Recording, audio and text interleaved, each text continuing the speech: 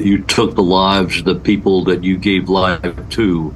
They have to live with this. This mother has been charged with strangling her 3 young children. Her lawyers blame postpartum depression, and her husband is standing by her. But prosecutors say she knew exactly what she was doing. Ann Mercogliano with the story that we should warn you has details that may be upsetting for some viewers.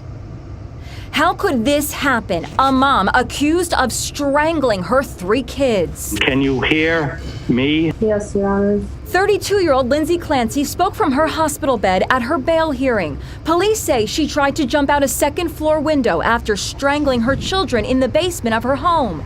Still party across the top floor of the house. She is now paralyzed from the waist down. Clancy was a labor and delivery nurse. She even made videos for newborn mothers. So there are a lot of benefits for both mother and baby. Her lawyers say she was suffering from postpartum depression and postpartum psychosis.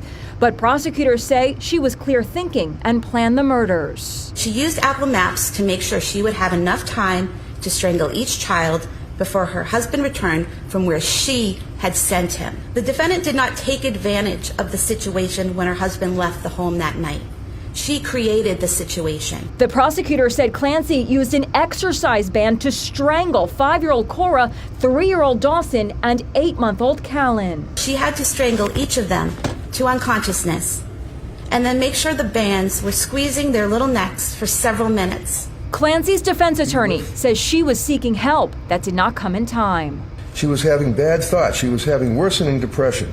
This is clearly a tragic. Clancy's husband, Patrick, says he forgives his wife. And so does this man. You might recall Russell Yates. He's the husband of the notorious Andrea Yates, who drowned their 5 children in a bathtub 22 years ago. The next step of forgiveness, I'd say, is understanding it's a sickness. Like in this case, you can do all you can at home, but you really can't protect yourself from a psychotic person at home. I mean, they get up in the middle of the night, light the house on fire. George Parnham was Andrea Yates' attorney. To come to a realization that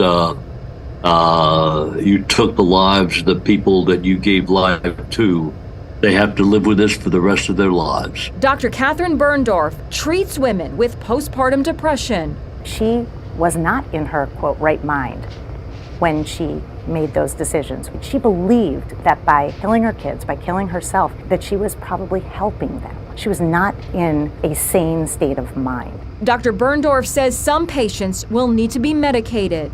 For postpartum psychosis, we often use at minimum 2 medications, a mood stabilizer and an antipsychotic. Those are 2 serious medications that work very well. Lindsay Clancy's defense attorney also says she was overmed.